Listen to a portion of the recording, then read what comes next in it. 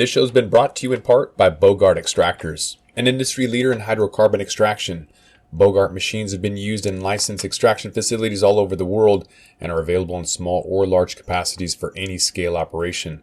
Call Bogart at 855-553-3887 or visit them at bogart.com and get the right equipment for your lab today.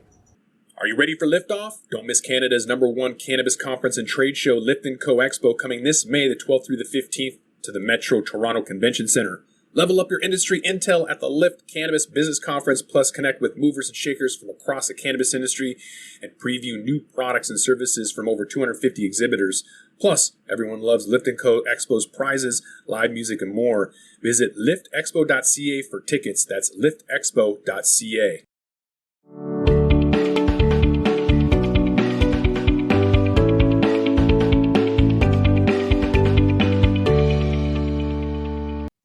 Welcome back to Green Rush Live. I'm Josh Kincaid. I'm your host, while Jimmy's in the green room ironing t-shirts for giveaways. With us back is Gretchen Gailey, Panoptic Strategies, DC-based cannabis PR firm.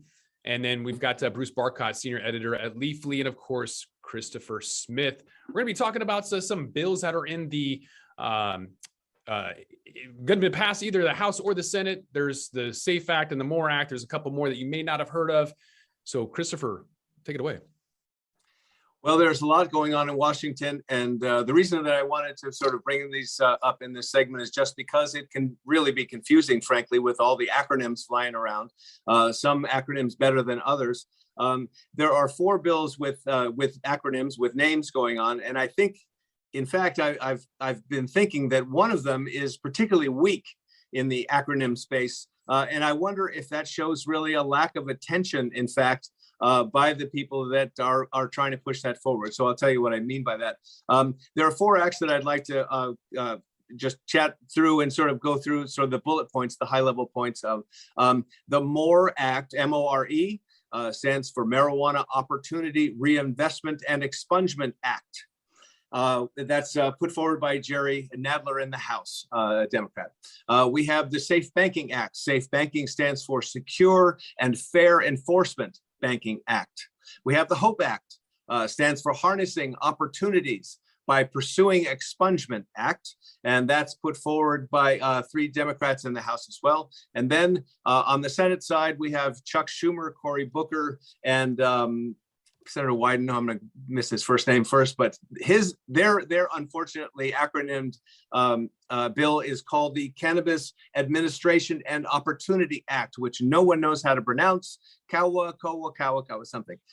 So I'm always curious about this sort of thing, Gretchen, because you're a long time sort of Washington insider. When a group or an individual bill writer puts forward an act like this or a bill, the effort that goes into naming it and positioning it and describing it and making it relatable, that's a pretty significant effort. And don't you think that that's important and can really be effective? Absolutely. I mean, I think we see this in legislation all the time. A good acronym gets a better reported on, frankly. And it's something that rolls off the tongue a lot more easily. And so people want to discuss it, and, you don't feel like such an idiot when you screw up the acronym. So if it's something simple, like Cory Booker put out a national medical bill years ago with Senator Gillibrand, and that was the Holmes Act. I mean, they actually Perfect. took an effort to, come up with a word. CAOA, I don't know what they were thinking. I think they were maybe stoned. Maybe that's why Chuck Schumer is not getting anything done. Maybe he has finally started to consume. He was a little stoned when he came up with that one. That's all I can think of. It doesn't stand up and like, when exactly to your point, Safe Banking Act, what could be more obvious? It just rolls right off the tongue. It's so easy to remember. It's so easy to be in favor of it, really, basically, fundamentally, just based on that. I think it's storytelling 101. A good acronym also speaks to what the bill is about. So right there, I mean, SAFE, a lot of people talk about it giving, financial access to the banks, but a lot of the impetus behind it was that this industry has to operate in cash. And that is a very unsafe environment for many of these operators and folks. And so that was the hope of coming up with the SAFE Act. Same thing for the HOPE Act. It's to give expungement on the state level. So it's to provide hope for the people who receive it. So yeah, some thought should go into these things a bit more. Yeah, it would really help grease the skids here. So one thing you and I have been talking about quite a bit, of course, is the MORE Act that just made it through the House. It's made it through the House for the second time. The Safe Banking Act has made it through the House 6 times, I believe, if I'm not mistaken. And yet they run up on the rocks in the Senate every single time. What is going on? Why can't we get something through? Well, you might be able to tell which side of the aisle I'm from by my love of Chuck Schumer. But the man refuses to play ball with cannabis unless it's his ball. He is just a big fan of taking his ball and going home. So the CAOA is what he wants to see come out first. He has planted his flag, and he's not going to bring other legislation to the floor until that goes through. I think he knows that his legislation is going to go absolutely nowhere. He doesn't have the support for it. He doesn't even have the support from his own party for it. So I think that will allow him then to bring in SAFE and HOPE together towards the end of the year during the lame duck and get those through. And he will take that as a victory lap, since he will have lost all power when the Republicans take back control of the Senate as well at the end of the year. So this will be his one last ditch effort of we've done something. Some big issues. Well done. Well done. Yeah, I don't understand. I don't understand the strategy also of, I mean, if you think about these as sort of opposing armies, the Republicans, Democrats, then if you're going to attack on Thursday, I'm pretty sure you shouldn't tell the other side, I'm going to attack on Thursday. And this is what Chuck Schumer has done. I'm going to land my big fat Democratic bill right out in front. He's going to try to put it out there on 420 if he can get it done, if he can kind of button it up by then. But he's announced when he's going to do it. He's not going to bring it on him. He's not going to surprise anyone. And the text is already out there. I mean, talk about an easy battle to fight. It's amazing. Well, we can continue. So I was going to ask if we were going to continue to see political posturing until something like the MORE or the HOPE Act passes. There's been a lot of Democratic push to get expungement. Is that going to be a requirement before we see anything else? Well, I think when I say that they're going to couple together the HOPE Act with SAFE, because HOPE is offering expungement. SAFE doesn't do that. So advocates on that side and Democrats, they want to see something done to help with those who've been hurt by the war on drugs. And so this is their answer to supporting SAFE, is if we can put these two together, then we're going to get a little piece of what we want. Cory Booker famously said last year when they were dropping their legislation, when they were put forward the draft, that he would die on his sword until people of color, folks disproportionately hurt by the war on drugs, were taken care of. And his bill is just not going to do that. I'm sure he wants to, but as we've seen through a lot of legislation, and I'm not even talking cannabis, when you try pushing through 500, 600, 1,000-page pieces of legislation, it's very easy for politicians to hide and say, I'm not voting for this tiny little piece of something. And so then the thing doesn't get through. If you're doing it in a much smaller piecemeal approach, you're going to make these guys stand up and say, yes, I am opposed to expungement for folks with cannabis crimes on the state level. That's what they're going to have to vote against if they vote against the HOPE Act, because nothing else is attached to it. Same thing when it comes to safe banking. I'm opposed to cannabis being allowed to bank safely. That's what these guys are going to have to stand up on the floor of the Senate and say. If you give them something like the CAOA or the MORE Act, all they can say is like, oh, I didn't like this piece, so no, I can't vote for that. And then the whole thing dies. Sure. And safe banking, I mean, just to even as we talked about, putting things in plain language that people can understand. What safe banking about is it partly about banking regulations, but what it really is about the public safety issue of cannabis being the legal cannabis business. We say is approximately a $20 billion business, let's say ballpark. Only in cannabis does that mean that this is $20 billion bills going around our communities, literally greenbacks, because any other business uses a debit card, uses a credit card, swipes, whatever. The cash is immediately in the digital world, but not in cannabis. And therefore, cannabis businesses are targets for crime, targets for robberies, people are being killed now in Washington State. Has had many of these issues just recently, and it's been happening all over the country. So it's a public safety issue as well. And expungement, on the other hand, is a way to rectify this long legacy of the racist enforcement of cannabis against brown and black people disproportionately. So, and expungement would also help to allow these people to enter the industry.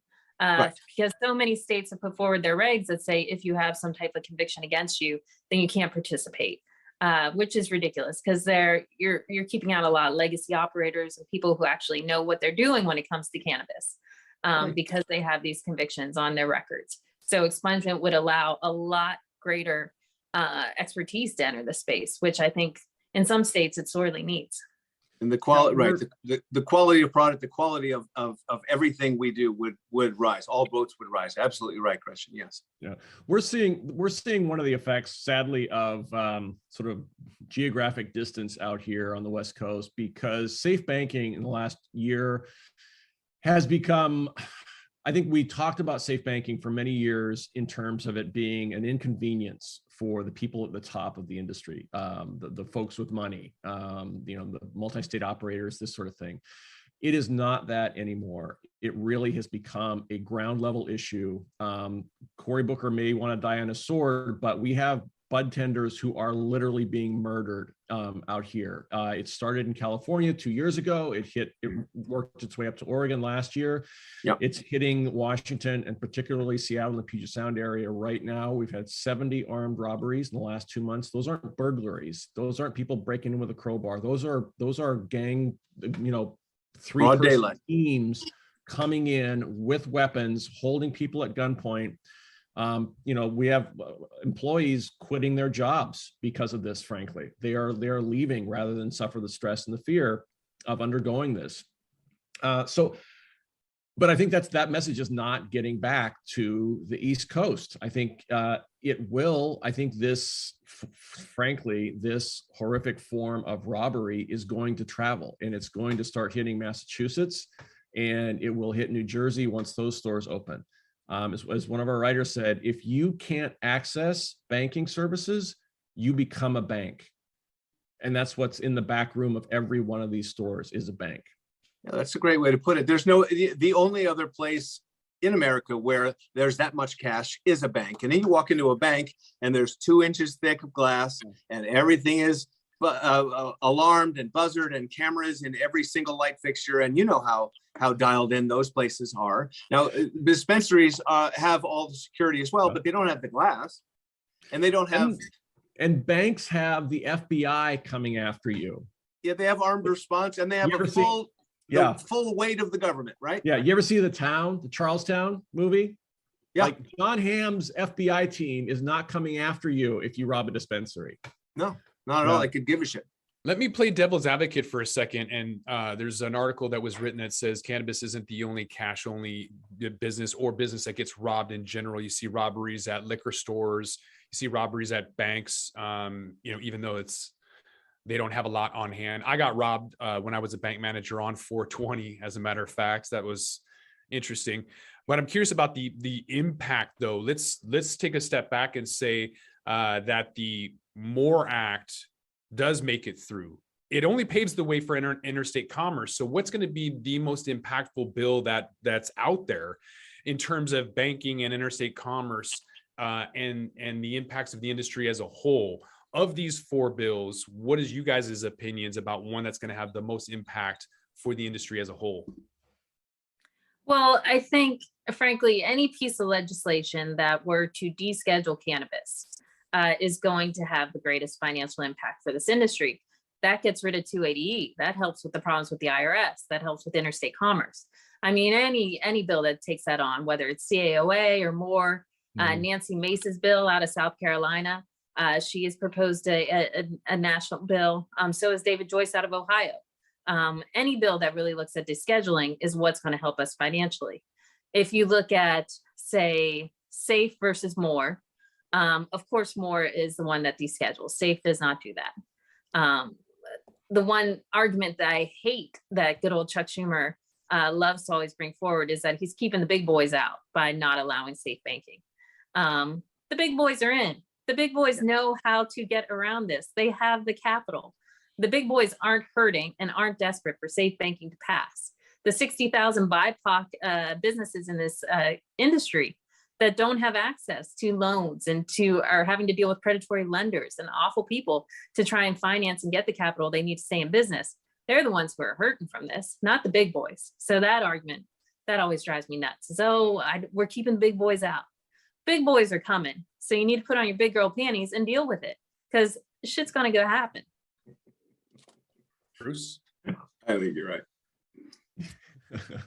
Well, it's interesting. I think that argument that other types of stores also get robbed. It's true, but the key here is cannabis stores do not have the option. I mean, I live in Seattle, and I tell you, over the last 2 years of the pandemic, so many places that I patronize as a customer are credit card only. They're no cash at all. I mean, that started with the pandemic, but it really has taken over. And if a cannabis store wanted to go cashless, they could, if cannabis was descheduled, if federal prohibition falls. They simply do not have that option at this point. Well, I think I got to bring up a. I'm Go sorry, ahead, I just want to agree with Bruce real quickly that I think it's an asinine argument that, other people die, so shoot, we shouldn't let these people try and get an ounce of safety. It's ridiculous. That's the dumbest argument I've ever heard. Sure. And now, as we know, we have 430,000 employees, cannabis workers around the country. Now, we are a significant population. I often wonder too about, we talk about the federal government legalizing, the federal government regulating the market. And I often want to ask the very simple question is, do we want the federal government involved in our industry at all? No, I think they can only make a mess. Let it go. Let states, let's just, go the prohibition model. Let the federal government just simply remove itself from the situation and let 50 states handle it in 50 different ways. We'll have strange laws like Utah had with its alcohol, right? We'll have, yeah. I think that as much as, I'm not a fan of the feds, I think we do need them when it's going to come to consumer safety, when it comes to really looking at pesticides and levels and what's appropriate for, different products. I think the FDA is going to have to be involved. I don't want them involved. I would love to see someone else step up and really take this on, because I don't think the FDA wants the job either. But someone is going to have to come up with federal standards for all these states to meet, at least. But to Bruce's point, sure, let's not buy beer on Sundays in Pennsylvania. That was my, whole childhood. Going to the beer mart, the liquor store. I mean, it's all just crazy, which I always thought was hilarious, because we have drive-through beer marts, but no, can't buy it on Sunday. But let's all just pick it up in your car and tug it. That's the Lord's Day. We want to buy double on Saturday. That's right. I think. But what about, I thought there was that article that you brought just the other day, might have been yesterday, Gretchen, about the agriculture department taking over instead of FDA. What do you think about that? That's a pipe dream by folks, but this is all going to fall under the Farm Bill someday. Bless their hearts. That's a sweet idea. We don't want it. But yes, I can see the argument of cannabis being treated like any other crop, as it should be. It's a plant. It's going to be a commodity just like corn. So it needs to be looked at in that way. But just like any other product, that's made of corn, it has to, meet the standards of the FDA and stuff. It's going to go on store shelves and, actually not kill you. Yeah, I mean, I think in that way, I love what you said. I think in that way, cannabis is a lot like peanuts, right? Where it's a food item, and it's got a risk factor to some people.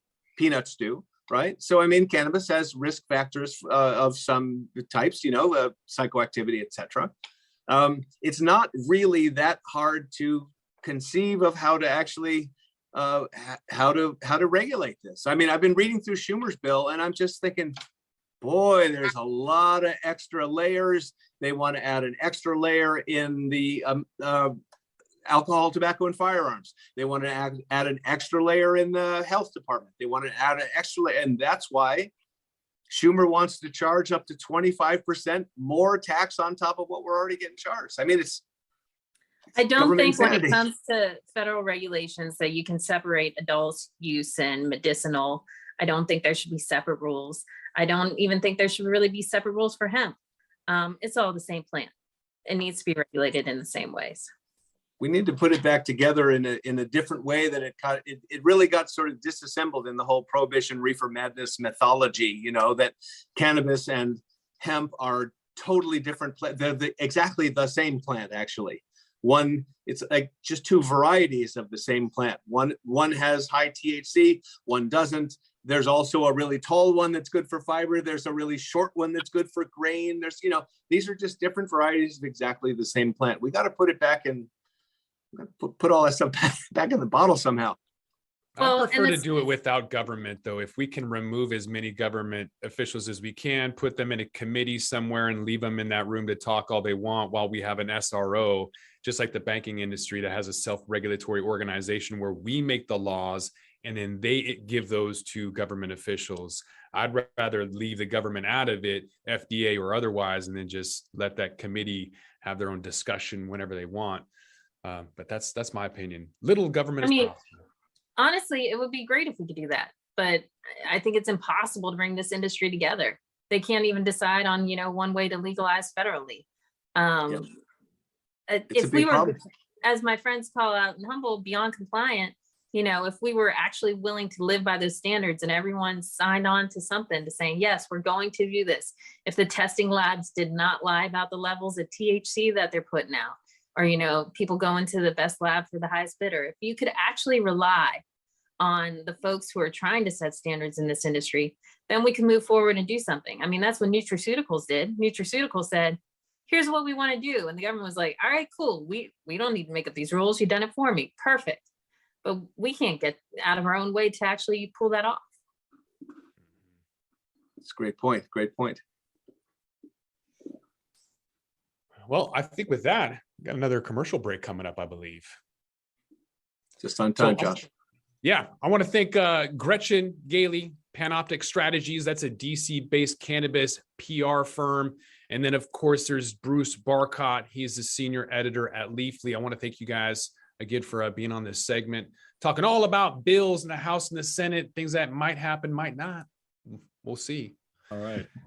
Don't miss this next segment coming up. We're going to be talking with some good guests about the Last Prisoner Project. You don't want to miss that coming up.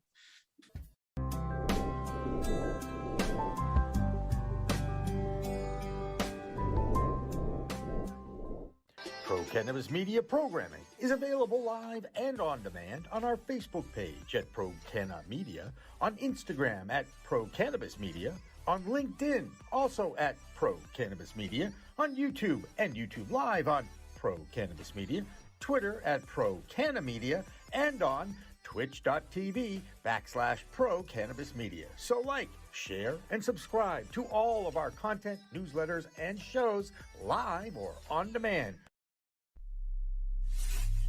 We are Pro Cannabis Media. Hi, I'm Gary, and I invite you to discover the Cannabis Podcast, a bi-weekly podcast focused on a Canadian's cannabis culture. I would be the Canadian, and my cannabis passion and culture has been building for 5 decades. I share that passion for this wonderful plant in every episode, through conversations with cannabis advocates and enthusiasts, stories about the ever-changing legal environment, and some hands-on testing of product in a segment I call Cultivar Corner. The Cannabis Podcast, a Canadian's cannabis culture, one toke at a time.